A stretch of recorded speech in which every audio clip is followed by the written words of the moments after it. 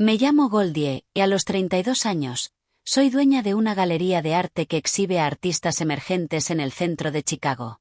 Pero hace 24 años yo solo era una niña de 8 años viendo cómo mi familia se hacía pedazos. Mi papá se llevó a mi hermano, mi mamá se llevó a mi hermana, y a mí no me llevó nadie. Después de 2 décadas de silencio, todos han aparecido de repente queriendo volver a mi vida, esperando encontrar a la misma niña desesperada que abandonaron. Pero esa niña ya no existe. En su lugar está una mujer que se construyó sola, desde cero. Antes de compartir mi historia, cuéntame en los comentarios desde dónde me estás viendo. Y suscríbete si las historias sobre cómo superar el abandono resuenan contigo, porque créeme, este viaje se pondrá intenso. Antes de que todo se desmoronara, éramos lo que muchos considerarían una familia normal. Vivíamos en una casa de ladrillo en los suburbios de Chicago, con un columpio de llanta en el patio trasero que mi papá había colgado de un enorme roble.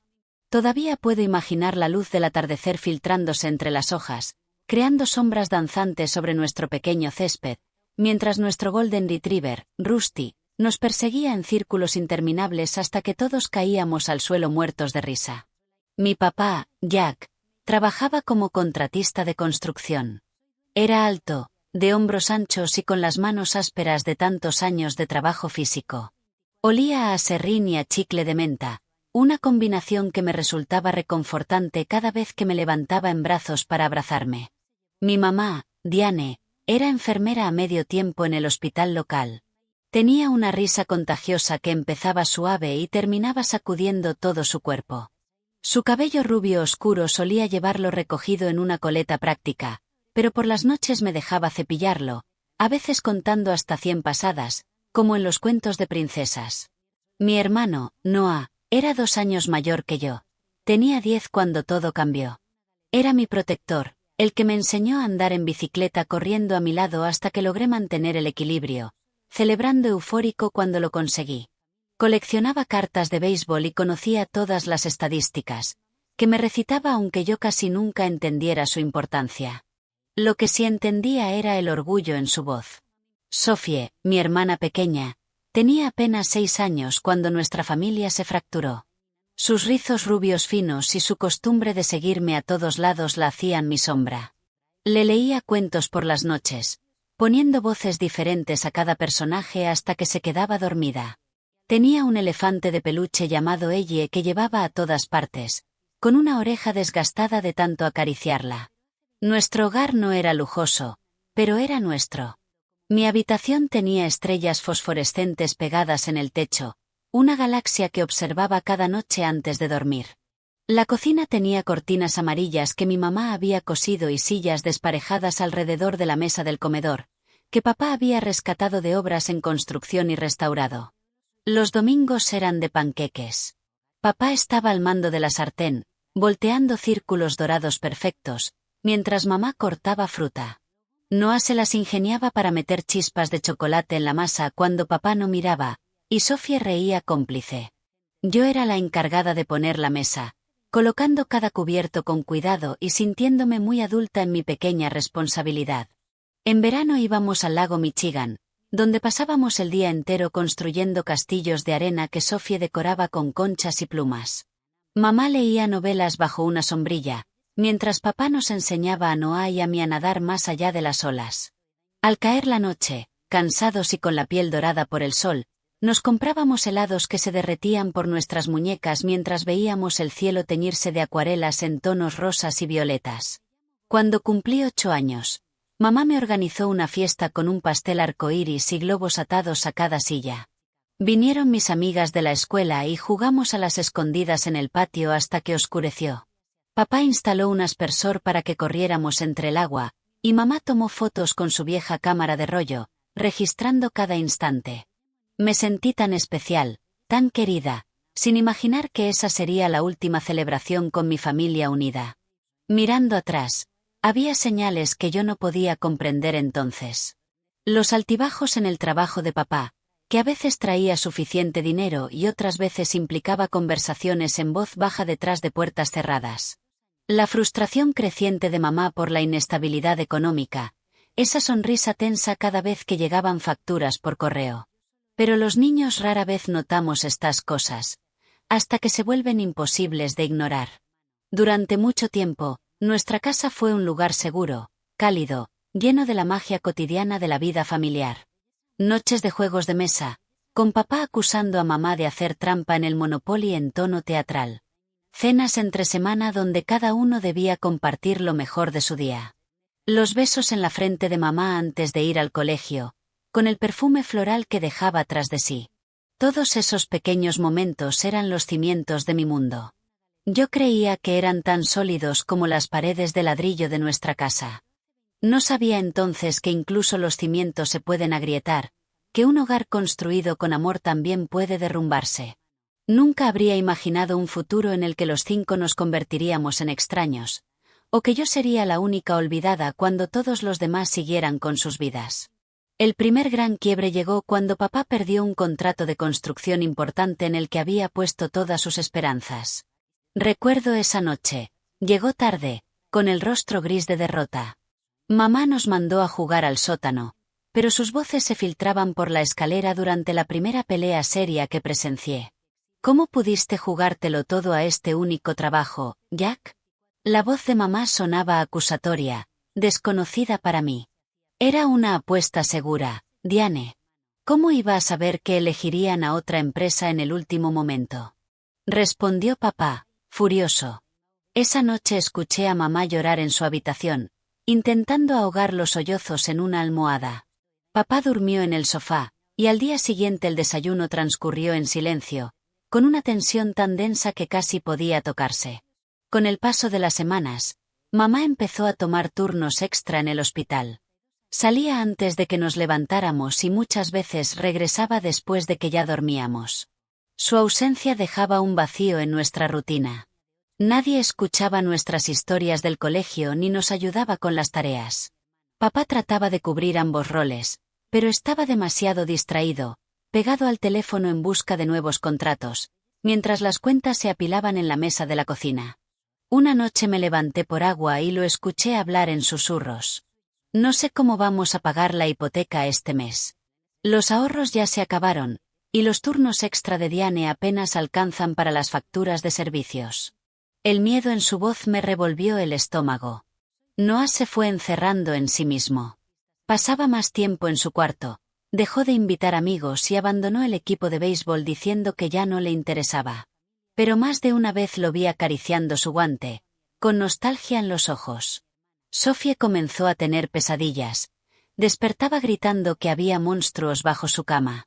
Yo me acostaba a su lado, le acariciaba el cabello hasta que se volvía a dormir, susurrando promesas en las que ya no creía del todo.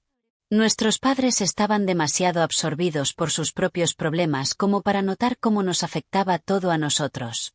Esa Navidad fue apenas una sombra de las anteriores. Sin árbol, sin regalos, solo una pequeña cena preparada por mamá entre turnos, durante la cual apenas se dirigieron la palabra. Noah apenas probó bocado, y Sophie preguntó una y otra vez cuándo llegaría Santa Claus, preguntas que nuestros padres esquivaban hasta que ella dejó de insistir.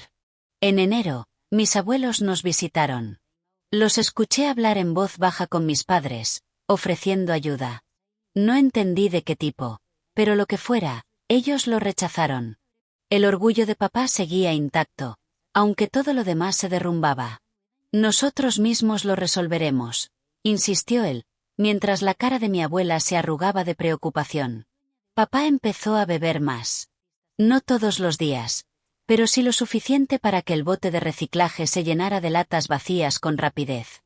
A menudo se quedaba dormido frente al televisor. Mamá se volvió distante, mecánica, como si hubiera perdido la capacidad de mostrarnos cariño. Las mañanas pasaron a ser mi responsabilidad. A los 8 años, yo era la encargada de preparar cereal para Noah y Sophie, de revisar mochilas y de acompañar a Sophie a su salón de clases. Había asumido un papel que ningún niño debería cargar. Un día regresé temprano de casa de una amiga y escuché a mamá hablando por teléfono en su cuarto. La puerta estaba entreabierta, y la vi sentada en la cama, con la mano en la frente. No sé cuáles son nuestras opciones, Lisa, le decía a mi tía. Los niños. Simplemente no puedo darles la vida que merecen así. Hubo una pausa. Hemos hablado de separarnos. Pero, ¿qué pasará con los niños? ¿Quién se queda con quién? Un frío helado me recorrió al escuchar esas palabras. ¿Quién se queda con quién? Como si fuéramos muebles a repartir en un divorcio. Las peleas empeoraron. Una noche papá golpeó la pared del salón con tanta fuerza que dejó un agujero. Desde la escalera, paralizada, vi a mamá gritarle que estaba fuera de control. Noah me arrastró de regreso a mi cuarto, donde Sophie ya se escondía bajo las cobijas. Los tres nos acurrucamos en mi cama, con el brazo de Noah rodeándonos en un intento de protección, mientras escuchábamos los gritos de un hogar que se desmoronaba. Días después, encontré a mamá llorando en el baño. La puerta estaba entreabierta. La vi sentada sobre la tapa del inodoro, los hombros temblando. Quise entrar, abrazarla, darle el mismo consuelo que yo le daba a Sophie, pero algo me detuvo. Tal vez fue comprender que había dolores demasiado grandes para que una niña pudiera sanarlos. Me las ingeniaba para distraer a mis hermanos con juegos. Construíamos fuertes en el sótano con sábanas viejas. Inventaba búsquedas del tesoro por la casa y el jardín. Intentaba darles instantes de niñez normal en medio del caos. Pero no podía engañarme a mí misma. Algo entre nuestros padres estaba roto de manera irreparable. Papá se mudó al cuarto de invitados en el sótano. La separación dentro de la misma casa se sentía como un preludio de lo inevitable. Me dormía imaginando reconciliaciones que nunca llegaban. El día que encontré los papeles de divorcio en el bolso de mamá, mi esperanza murió. No estaba husmeando, solo buscaba un chicle, pero ahí estaban, documentos oficiales con palabras como disolución del matrimonio y arreglo de custodia. No entendí todo el lenguaje legal, pero entendí lo suficiente. Esto no era temporal. Era el final. Esa noche escuché desde la escalera la conversación más devastadora de mi infancia. Noah vendrá conmigo, dijo papá. A su edad necesita una figura masculina. Está bien, pero Sophie se queda conmigo, replicó mamá. Es demasiado pequeña para estar sin su madre. Esperé, conteniendo el aliento, a que alguien mencionara mi nombre. A que alguno me reclamara como suyo. Pero la charla siguió con asuntos financieros y calendarios de visitas. Nadie dijo Goldie. Era como si yo no existiera. Lloré en silencio en mi almohada esa noche, cuidando de no despertar a Sophie, que se había acurrucado otra vez en mi cama. Fue la primera vez que entendí algo devastador. En la redistribución de mi familia, no había un lugar reservado para mí. La mañana en que todo cambió para siempre comenzó como cualquier otra. Me levanté temprano para preparar el desayuno y encontré a papá y Noah en la sala, con las maletas listas a su lado. Papá estaba arrodillado frente a Noah, con las manos en sus hombros, hablándole en un tono grave. Nos vamos de viaje, me dijo cuando notó mi presencia en la puerta. Noah y yo necesitamos un tiempo para aclarar las cosas. Los ojos de mi hermano estaban enrojecidos, como si hubiera estado llorando. Cuando me abrazó para despedirse, me susurró. Te llamaré pronto, lo prometo, con la voz temblando de incertidumbre. Me aferré a él con todas mis fuerzas, porque en el fondo sabía que aquello no era un simple viaje, que estaba ocurriendo algo más definitivo. Papá apenas me miró al irse. Solo dijo, rápido. Pórtate bien con tu mamá, Goldie, antes de empujar a Noah hacia el auto, donde vi varias bolsas de basura llenas de ropa y juguetes. No era equipaje para un viaje, eran pertenencias para una mudanza. Cuando se fueron, mamá se encerró en su habitación y no volvió a salir. La escuchaba llorar tras la puerta, pero mis golpes nunca tuvieron respuesta. Sophie no paraba de preguntar dónde estaban papá y Noah, y yo no sabía qué decirle. Esa noche cenamos cereal, y le leí 3 cuentos extra en la cama, intentando sostener una apariencia de normalidad. Al día siguiente, mamá seguía en su cuarto. Yo preparé sándwiches de mantequilla de maní para el almuerzo. Ayudé a Sophie a cepillarse los dientes e intenté llamar al celular de papá una y otra vez. Siempre saltaba el buzón de voz. Esa noche, Sophie volvió a dormir conmigo. Su pequeño cuerpo se acurrucó contra el mío, buscando la misma calma que yo también necesitaba. El tercer día, mamá salió de la habitación. Tenía los ojos hundidos y un aire de determinación extraño. Caminó por la casa como un autómata, sacó maletas y comenzó a llenarlas con la ropa y los juguetes de Sophie. ¿Qué estás haciendo?, pregunté, con un nudo de pánico subiéndome por el pecho. Mamá dudó apenas un instante antes de responder. Sophie y yo necesitamos un nuevo comienzo. Nos vamos a quedar con la tía Lisa por un tiempo. ¿Y yo?, pregunté casi sin aire. ¿Cuándo vamos a volver a casa? Su expresión vaciló entre la culpa y la firmeza. Tú te quedas aquí, por ahora. Vamos a volver por ti cuando todo se calme. Te lo prometo. Pero yo no le creí. Tenía solo 8 años y no podía detener lo que pasaba. Sophie lloró desconsolada al darse cuenta de que no me llevaba con ella. Se estiraba hacia mí desde los brazos de mamá mientras la conducía al auto. ¿Por qué Goldie no viene?, gritaba, con la cara roja y empapada en lágrimas. Goldie tiene que quedarse, por si tu papá regresa, mintió mamá, con un tono que yo reconocí como falso incluso a esa edad. Pronto estaremos juntas otra vez. Y luego se fueron. Y yo me quedé sola en la casa. Completamente sola, a los 8 años. El primer día fingí que era una aventura. Desayuné helado, porque no había nadie que me dijera que no podía. Vi programas de televisión que mamá nunca me dejaba ver. Salté en la cama de mis padres. Pero la ilusión de libertad se transformó pronto en miedo cuando cayó la noche y la casa crujía con ruidos que nunca había notado antes. Dormí con todas las luces encendidas, y Rusty, mi perro, acurrucado a mis pies, fue mi único consuelo. A la mañana siguiente, me di cuenta de que nadie lo había alimentado. Le vacié una caja entera de cereal en su plato, sin saber cuánta comida necesitaba, solo deseando que no le faltara nada. Al tercer día sola, la comida empezó a escasear. Ya no quedaban opciones fáciles. Los cereales, los sándwiches, todo se había acabado.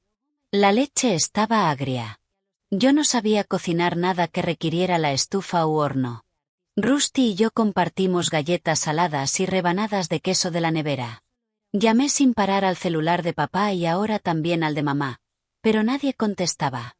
Dejé mensajes llorando, rogando que volvieran por mí, pidiendo no quedarme sola más tiempo. El silencio fue la única respuesta. Al cuarto día, alguien golpeó la puerta. Era la señora García, la vecina, con el rostro lleno de preocupación. Había notado que estaba sola en casa y quiso asegurarse de que todo estuviera bien. Le mentí, diciendo que mamá había salido a la tienda y regresaría pronto. Pero la señora García no me creyó. Y menos cuando Rusty apareció detrás de mí, con el hambre reflejada en su cuerpo descuidado. ¿Dónde están tus papás, cariño?, preguntó con voz suave. No pude más. Rompí en llanto, contándole entre sollozos todo, que papá se había llevado a Noah, que mamá se había llevado a Sophie, que nadie me había llevado a mí. Que prometieron volver, pero nunca llamaron. Que la comida se acababa y que me daba miedo dormir sola. La cara de la señora García pasó de preocupación a horror. Me llevó a su casa, me dio una comida caliente y llamó a las autoridades. Esa misma noche, una trabajadora social, la señorita Hday Reynolds, se sentó frente a mí en la sala de la señora García, haciéndome preguntas a las que no tenía respuestas. ¿Sabes dónde están tus padres? ¿Tienes números de teléfono? ¿Abuelos u otros familiares cerca? Negué con la cabeza. Nadie cercano. ¿Cuánto tiempo llevas sola? 4 días. Respondí bajito. La señorita Reynolds tenía una voz suave, pero en sus ojos brillaba la lástima. Esa mirada se volvería un gesto común en los adultos de mi vida durante muchos años. Me explicó que debía ir con ella, que no podía quedarme en una casa vacía, que intentarían localizar a mis padres. Me dejó empacar una pequeña bolsa con ropa y llevar a Howard, mi oso de peluche desde bebé. Rusty fue llevado a un refugio de animales. Otra pérdida más en una semana llena de ellas.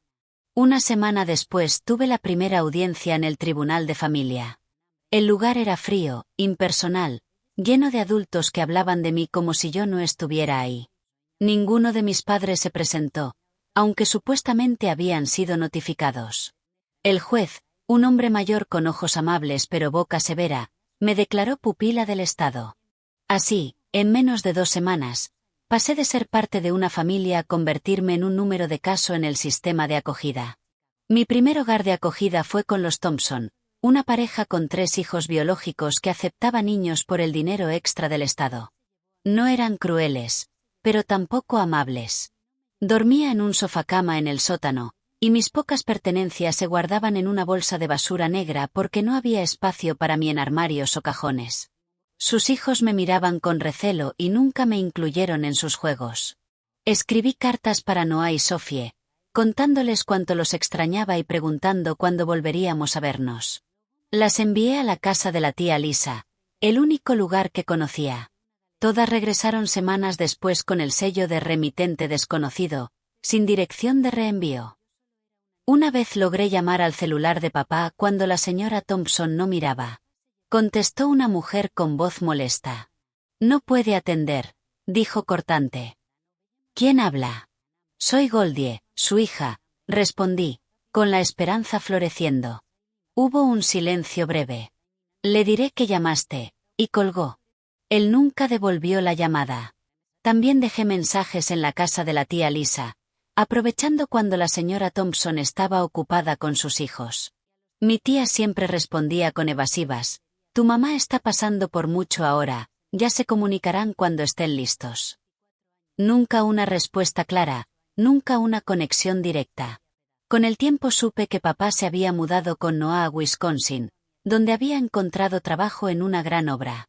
Mamá y Sophie estaban en Indiana con la tía Lisa, supuestamente hasta que mamá pudiera estabilizarse.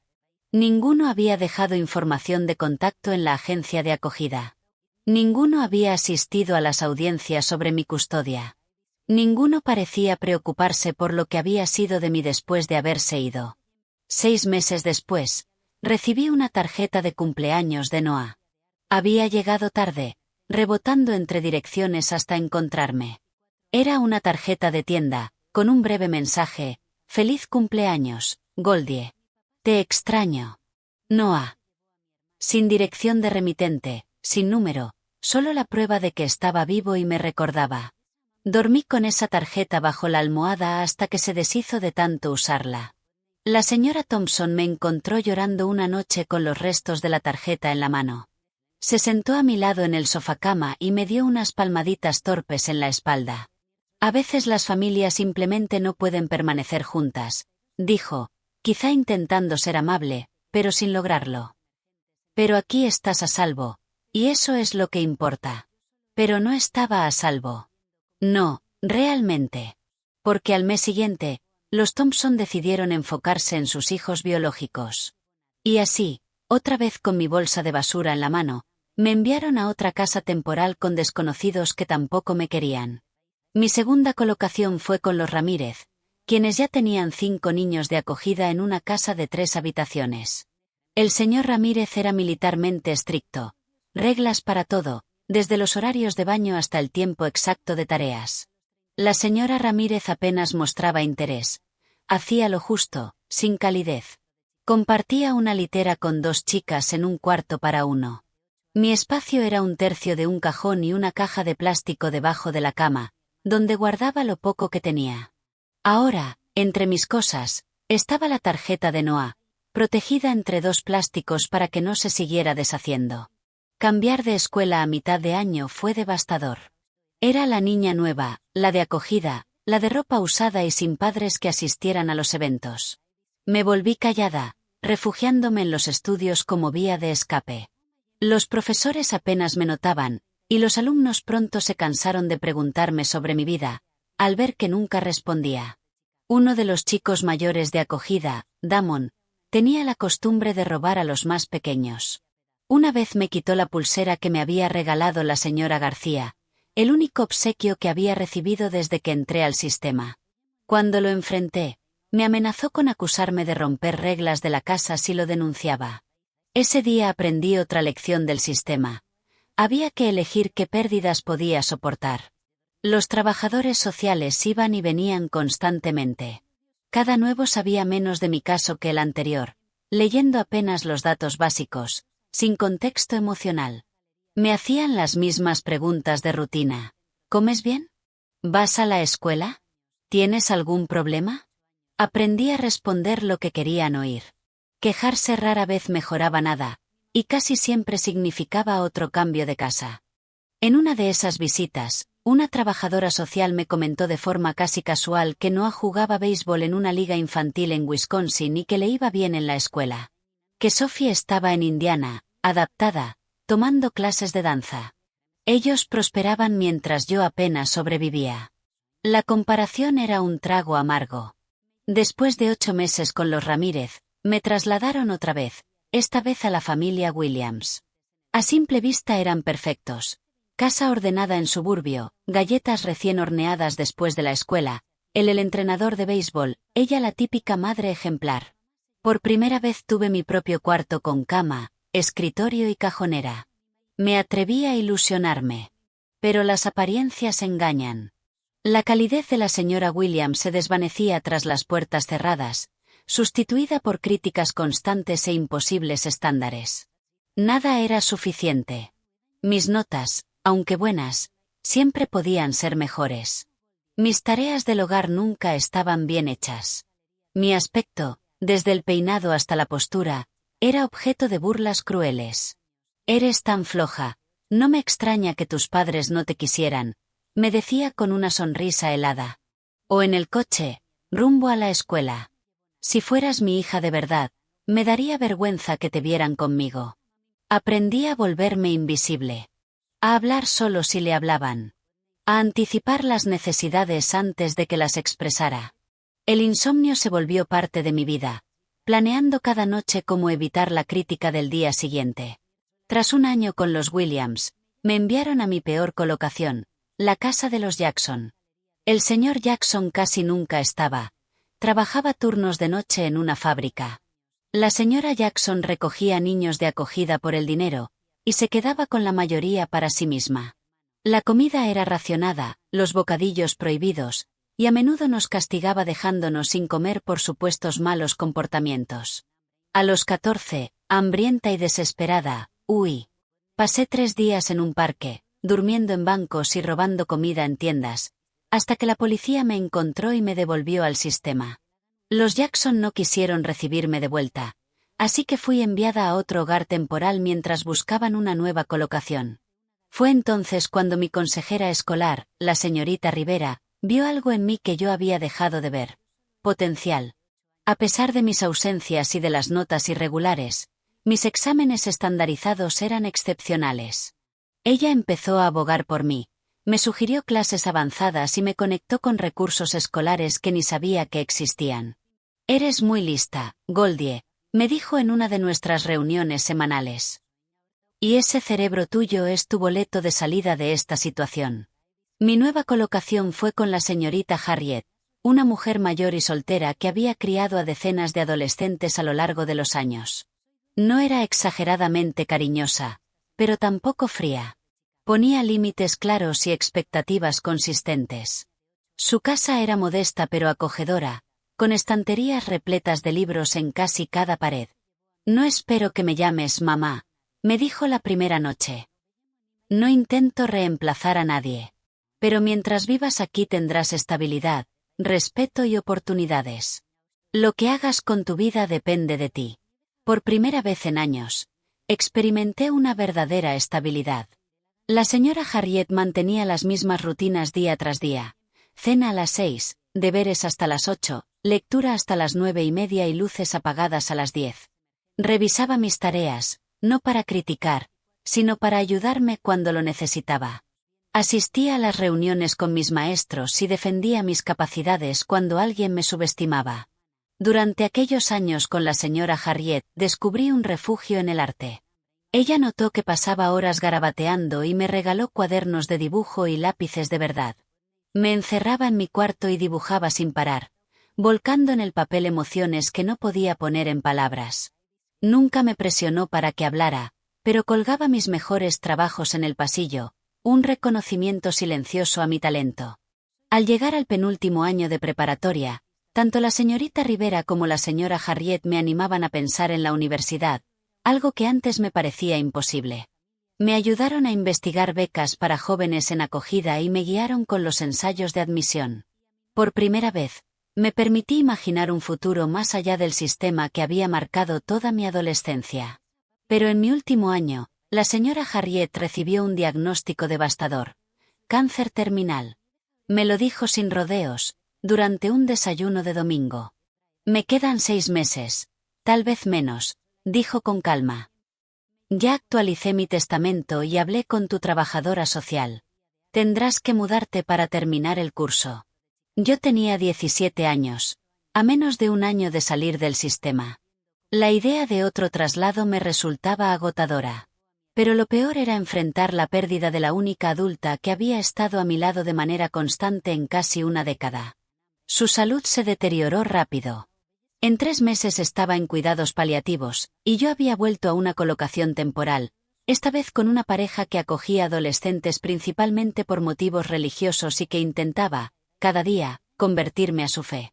Aún así, visitaba a la señora Harriet después de clases, tomándole la mano y leyéndole sus libros favoritos hasta el final. Su funeral fue pequeño, sobrio, con la asistencia de varios de los jóvenes que había cuidado antes. Éramos un grupo diverso en edad y procedencia, pero unidos por la huella que ella nos había dejado. Fue la primera vez desde el abandono de mi familia que sentí un duelo auténtico, prueba de lo raros que eran los vínculos verdaderos en mi vida. 2 meses después cumplí 18 y salí oficialmente del sistema. Tenía un diploma de secundaria, una carta de aceptación en un college comunitario con beca para jóvenes de acogida y $752 ahorrados de trabajos a medio tiempo. No tenía familia a quien llamar, ni casa a donde volver, ni red de apoyo si fracasaba. Con lo poco que tenía, alquilé un espacio en un apartamento compartido con 3 chicas más, todas estudiantes en Chicago. Era pequeño, el barrio no era el mejor, pero era mío, aunque solo fuese un rincón. Me inscribí en el college mientras trabajaba en 2 empleos, por la mañana en un diner y por la noche en una tienda del centro comercial. Dormía unas 5 horas al día, pero ese cansancio tenía sentido. Era distinto al agotamiento sin rumbo del sistema de acogida. Este esfuerzo se traducía en sueldos, créditos universitarios y avances reales. En mi segundo semestre tomé una clase de historia del arte como optativa. El profesor, el Dr. Mason, notó mis dibujos en los márgenes de los apuntes y me pidió ver más. Con timidez le mostré mi cuaderno, esperando el típico comentario educado. Pero su reacción fue diferente. «Tienes una comprensión natural de la composición y la luz», dijo, pasando las páginas. «¿Has pensado en dedicarte seriamente al arte? Jamás lo había considerado. Dibujar era mi refugio, mi terapia, no una carrera». Pero su interés encendió algo en mí. Me presentó al departamento de artes, me ayudó a solicitar una beca específica y me orientó para armar un portafolio profesional.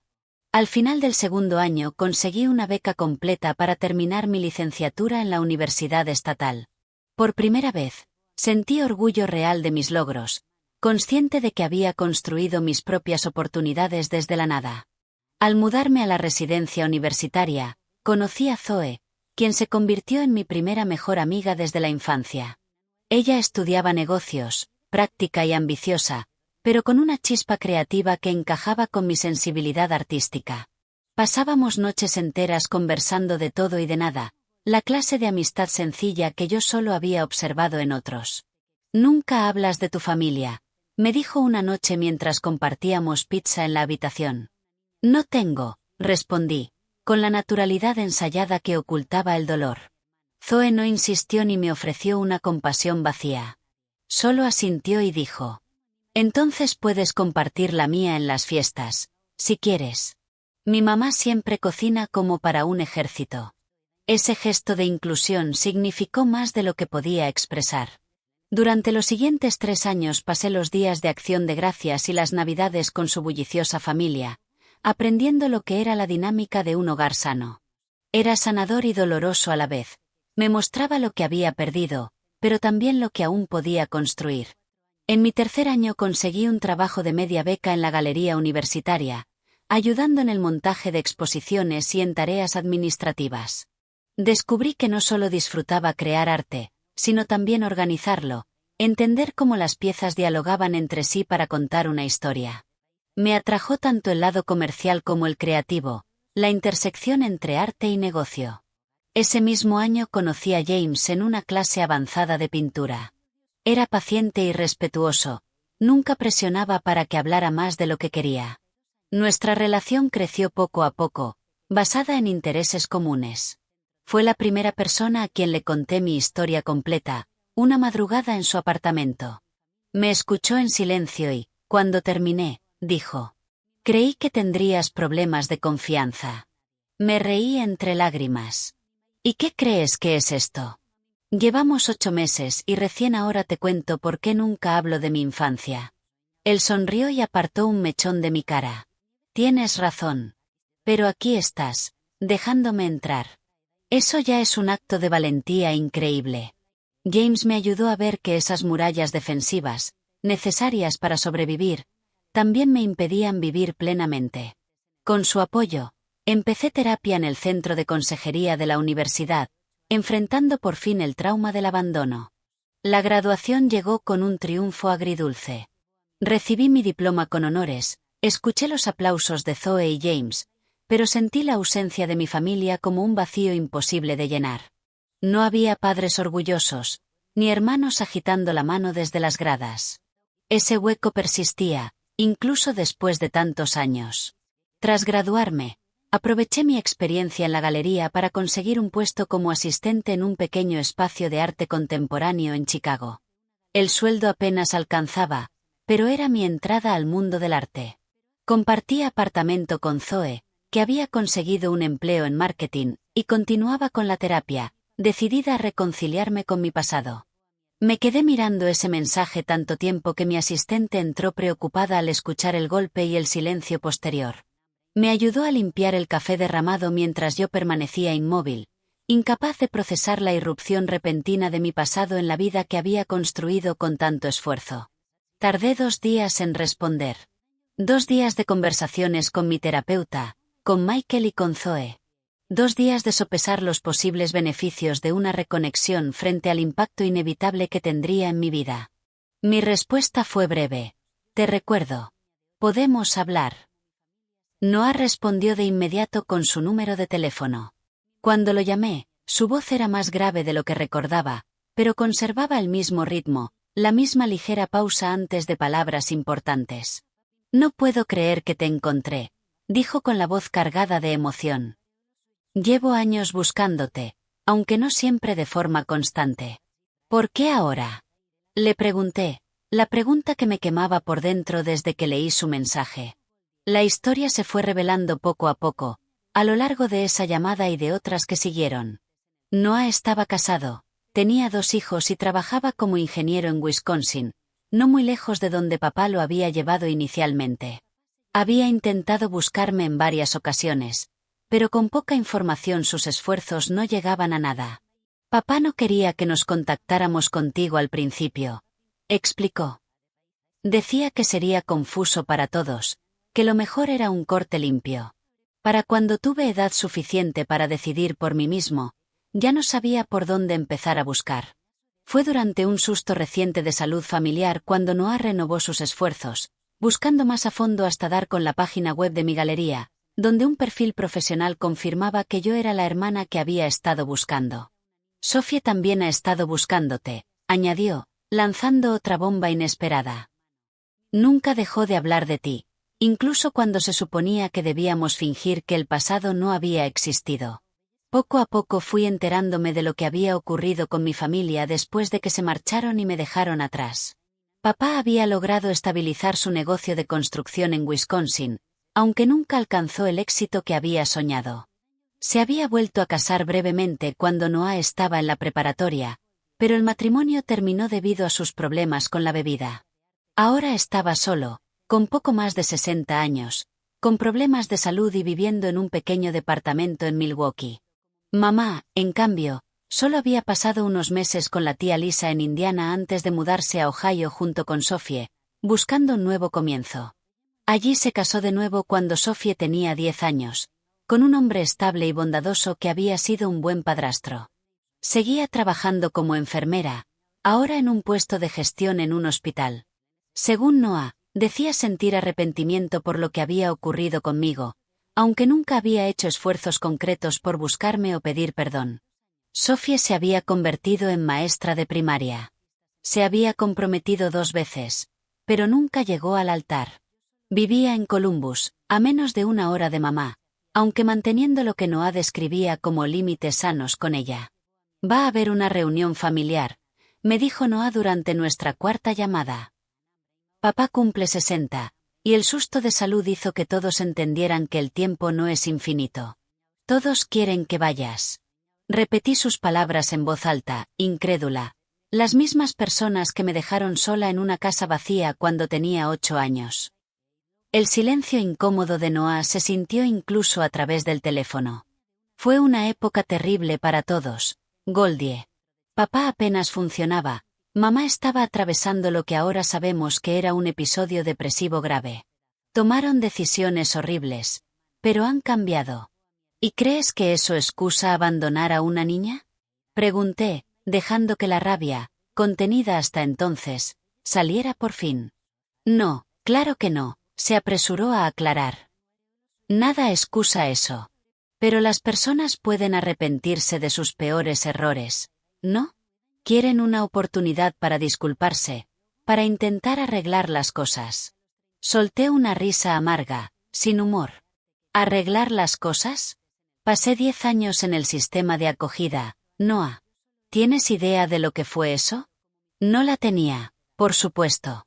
¿Cómo podría? Mientras yo iba de hogar en hogar cargando mis pertenencias en bolsas de basura, él vivía con nuestro padre, jugaba béisbol. Tenía una adolescencia relativamente normal, a pesar de la fractura familiar. Con el tiempo, terminé convertida en una especie de mensajera entre partes de la familia que llevaban años sin hablarse directamente. Noah hablaba con Sophie con regularidad, pero apenas tenía contacto con nuestros padres. Sophie hablaba con mamá semanalmente, pero rara vez con papá. Todos tenían relaciones complicadas entre sí, pero parecían unidos en un mismo objetivo: reconectarse conmigo. 1 semana después del primer mensaje de Noah, recibí la llamada de Sophie. Su voz era extrañamente familiar, los tonos de una mujer adulta, pero con la misma calidez emocional que recordaba de niña. Nunca te olvidé, dijo entre lágrimas apenas comenzamos a hablar. Guardaba una foto tuya de mi 6º cumpleaños. La escondía porque a mamá le ponía triste verla, pero yo la miraba todas las noches antes de dormir durante años. A diferencia de Noah, que se acercaba a la reconexión con cautela, Sophie oscilaba entre la nostalgia llorosa y un entusiasmo desbordado por recuperar el tiempo perdido. Quería visitas inmediatas, compartir fiestas, como si 20 años de separación pudieran borrarse de un salto. Cuando le pregunté por qué no me había buscado antes, me reveló el mito familiar que habían construido en mi ausencia. Yo pensaba que estabas con los abuelos, confesó. Eso me dijo mamá cuando era pequeña. Para cuando descubrí la verdad, ya en la preparatoria, nadie sabía exactamente dónde estabas. Las razones que me daban para justificar mi abandono variaban según quien hablara. Noah señalaba la crisis financiera y los problemas emocionales de nuestros padres. Sophie hablaba de malas decisiones en medio del caos. Ambos reconocían que había estado mal, pero lo pintaban como un error trágico, no como la decisión deliberada que realmente había sido. Incluso supe que nuestros padres habían dicho a la familia extendida que yo vivía con una tía en aquellos años, una ficción que mantenía su imagen de padres preocupados que simplemente estaban sobrepasados. Nadie cuestionó demasiado esa narrativa. Mis amigos estaban divididos sobre cómo debía manejar la situación. Zoe fue la más protectora, desconfiada de sus intenciones y preocupada por el costo emocional de esa reconexión. Te abandonaron una vez, me dijo con franqueza. ¿Qué te asegura que no vuelvan a desaparecer cuando las cosas se compliquen? Michael, en cambio, fue más equilibrado. Me aconsejó avanzar con cautela, pero abierta a la posibilidad de un cierre. No les debes perdón, me dijo, pero podrías encontrar algo de paz al escucharlos. Mi terapeuta me ayudó a navegar la maraña de emociones que se reactivaban con cada nuevo contacto. La rabia que creí superada volvió con fuerza. El duelo por los años perdidos se sentía crudo de nuevo. Y, debajo de todo, la voz persistente de aquella niña de 8 años que aún vivía dentro de mí. ¿Por qué no me quisieron entonces? ¿Por qué me quieren ahora? Acepté encontrarme con Noah cuando viajó a Chicago por una conferencia. Verlo en persona fue surrealista. Era como mirar un reflejo distorsionado de papá.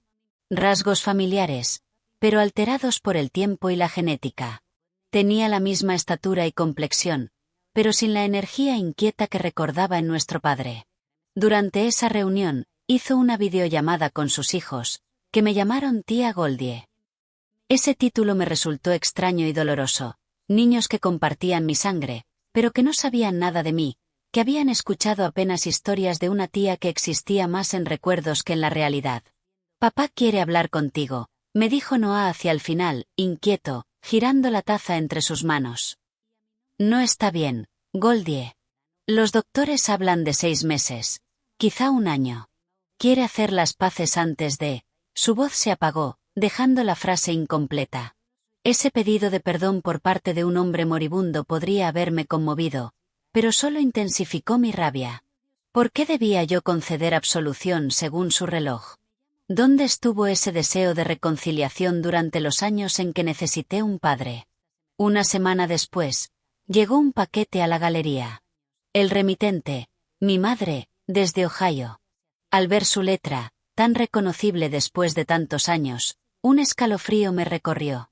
Dentro había un osito de peluche gastado, Howard, mi compañero de infancia, que creí perdido para siempre. Junto a él, una nota. Lo cuidé por ti.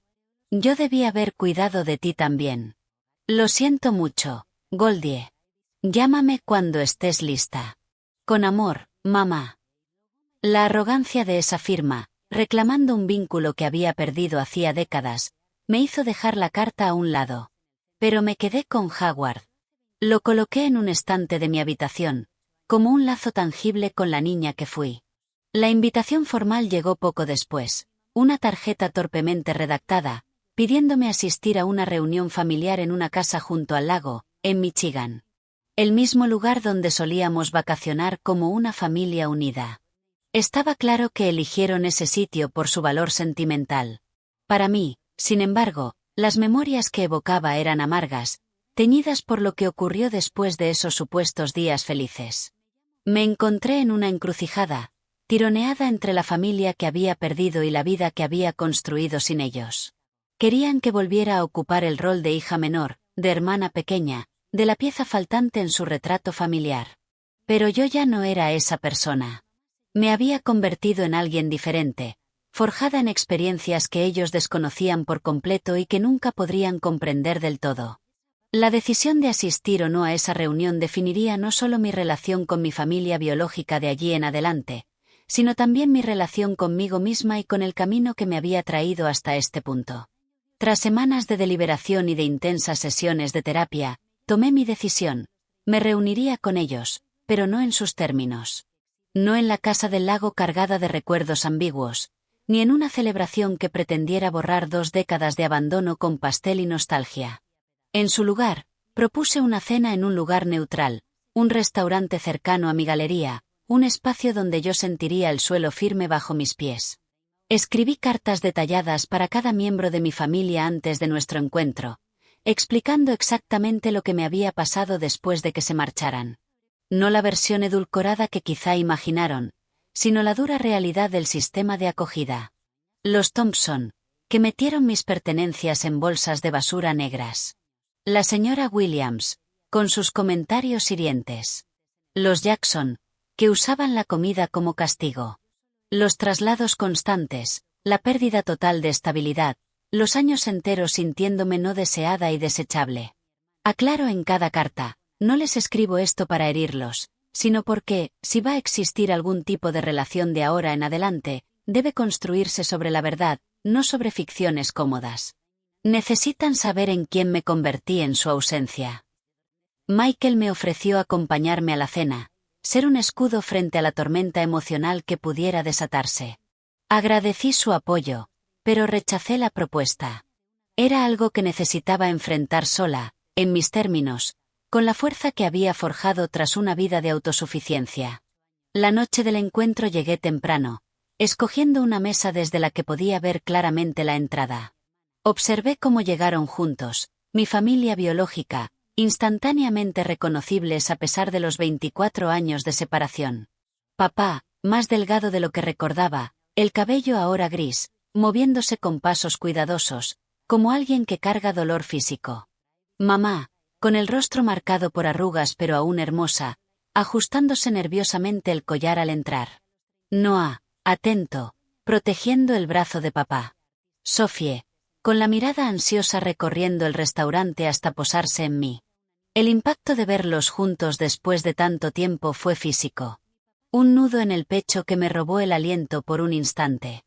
Esas personas que compartían mi sangre, que una vez fueron todo mi mundo, ahora eran desconocidos con rostros familiares. Me puse de pie cuando se acercaron, aceptando abrazos breves y torpes de cada uno. El contacto físico, extraño y al mismo tiempo dolorosamente familiar. «Te ves tan hermosa», dijo mamá con lágrimas asomando ya en sus ojos. «Tan adulta». «Suele pasar en 20 años», respondí, mi voz firme pese al torbellino interno. La conversación inicial fue tensa, llena de temas seguros y preguntas cuidadosas. ¿Cómo iba mi galería? ¿Me gustaba vivir en Chicago? ¿Estaba con alguien especial? Contesté con educación pero sin extenderme, mientras los observaba intercambiar miradas, perdido sobre cómo cruzar el abismo que nos separaba. Papá carraspeó en una pausa del diálogo. «Goldie, te debemos una disculpa. Lo que pasó, lo que hicimos, no tiene excusa. Pero había razones». Mamá intervino rápido. Estábamos en una situación terrible, económica y emocionalmente. Yo sufría depresión, aunque entonces no lo entendía. Tu padre bebía demasiado. Creímos que tomábamos la mejor decisión para todos en ese momento. La miré fijamente. ¿Y exactamente cuál fue la mejor decisión para mí, mamá? Dejarme sola en una casa vacía con 8 años. La mesa quedó en silencio. Sophie bajó la vista al plato. Noah se removió incómodo en la silla. El rostro de papá enrojeció. No supe si de vergüenza o de ira. «No se suponía que fuera así», murmuró al fin. «Yo creí que tu madre te llevaba. Ella pensó que venías conmigo. Cuando nos dimos cuenta, ya estabas en el sistema, y nos dijeron que sería complicado recuperarte». «¿Complicado?», repetí la palabra con amargura. Entonces decidieron no intentarlo porque era complicado. «No podía con 3 niños solo», admitió papá, evitando mi mirada. «Apenas podía con Noah. Y Sophie me necesitaba por completo», añadió mamá. «Era tan pequeña, estaba tan confundida». Respiré hondo, buscando centrarme antes de responder. Entiendo que estaban luchando. Incluso puedo aceptar que tomaron decisiones desde la desesperación. Lo que no puedo comprender es por qué ninguno de ustedes regresó por mí. ¿Por qué nunca llamaron, nunca escribieron, nunca intentaron saber si estaba bien? «Sí lo intentamos», insistió mamá. «Llamamos algunas veces a la trabajadora social, pero nos dijeron que estabas en una buena familia y que interrumpir tu nueva situación podía hacerte más daño». Reí sin humor. ¿Una buena familia? ¿Quieren saber cuántas buenas familias tuve? Entonces relaté mis traslados, nombrando a cada familia y lo que viví en sus casas. Fechas, lugares, incidentes grabados a fuego en mi memoria. 15 de julio de 2002. Los Thompson decidieron centrarse en sus hijos biológicos. Me mandaron con los Ramírez, donde había 5 niños más. 3 de marzo de 2004. La señora Williams me dijo que era demasiado tonta para lograr algo porque saqué un B- en matemáticas. 28 de noviembre de 2005. Los Jackson cerraron con candado el refrigerador en acción de gracias porque había comido demasiado en la cena. Mientras hablaba, vi cómo sus rostros pasaban de la defensa a la incomodidad. Esto no era la versión edulcorada del sistema de acogida que muestran algunas películas. Esta era la realidad. casas temporales, adultos que te veían como un ingreso o una carga, casi nunca como un niño merecedor de amor y estabilidad. No les cuento esto para hacerlos sentir culpables, concluí. Se los cuento porque esto es quien soy. Estas experiencias me formaron. Si quieren conocerme ahora, deben entender lo que me pasó entonces. Explique la diferencia entre perdón y reconciliación. Les dije. Puedo perdonar lo que ocurrió sin fingir que no me afectó. Puedo seguir adelante sin borrar el pasado. Pero cualquier relación que construyamos debe reconocer esos 20 años, no esconderlos debajo de la alfombra. Fijé límites claros. Nada de reunificaciones instantáneas. Nada de fingir que podíamos retomar donde lo dejamos. Nada de esperar que encajara sin más en tradiciones familiares que nunca viví. Relacionarnos individualmente, tal vez, paso a paso y con respeto por lo que somos hoy, no por lo que fuimos o lo que ustedes quisieran que fuera. No asistiré a la reunión en la cabaña del lago, añadí. Es demasiado pronto, en un lugar con recuerdos demasiado complicados. Estoy abierta a conocerlos individualmente, en terreno neutral, si eso quieren. Pero necesito ser clara, tengo una vida plena, con personas que han estado ahí siempre. Ellos son mi familia también, y seguirán siendo mi prioridad. Las reacciones fueron diversas. Papá se puso a la defensiva, alegando que ellos también habían sufrido, que no quisieron esas consecuencias. Mamá lloró, repitiendo que nunca dejó de amarme, que pensaba en mí todos los días. No pareció aliviado de que, por fin, todo saliera a la luz. Sophie escuchaba con atención, intentando acercarse de vez en cuando, pero respetando mi espacio. Al terminar la cena, me marché con la dignidad intacta. No buscaba aprobación ni absolución. Me mantenía en mi verdad. La niña asustada y abandonada se había convertido en una mujer capaz de enfrentar su pasado sin dejar que la definiera. En las semanas siguientes, me reuní con Sophie a solas para tomar café. Sin nuestros padres presentes, se mostró más abierta, compartiendo sus propias luchas con una madre deprimida y un padrastro que, aunque amable, nunca comprendió del todo la complejidad de una familia mezclada. Comenzamos a construir una relación tentativa basada en lo que somos ahora, no en lo que fuimos. Cuando llegó la invitación navideña, la rechacé con cortesía, proponiendo en cambio encuentros más pequeños y manejables. No estaba lista para unas fiestas que subrayarían los años perdidos, los chistes internos que no entendería, las fotos familiares donde yo no aparecía. Esa experiencia inspiró una nueva dirección en mi arte. Creé una serie sobre el abandono y la sanación, piezas abstractas que exploraban el viaje de la fragmentación a la plenitud. La exposición recibió elogios de la crítica, que destacó la honestidad emocional y la resiliencia que emanaban de las obras. No compartí abiertamente mi historia detrás del arte, pero quienes me conocían entendieron su significado. 6 meses después de aquella cena, mi padre me llamó. Su salud había empeorado, y su tono era distinto, menos defensivo, más reflexivo. Te fallé, dijo sin rodeos. No solo cuando tenías 8 años, sino cada día después, cuando pude haberte buscado y no lo hice. No puedo cambiarlo, pero quiero que sepas que lo sé. Sé lo que hice. No fue una reconciliación dramática, ni siquiera un perdón en el sentido tradicional, pero sí un reconocimiento de la verdad. Y eso significaba algo. Entendí que perdonar no es excusar lo ocurrido ni fingir que no dolió. Es liberarse del peso de la ira, no por quienes te hirieron, sino por tu propia paz. Perdoné a mis padres no porque lo merecieran, sino porque yo merecía estar libre del resentimiento. La familia es un concepto que tuve que redefinir por mí misma.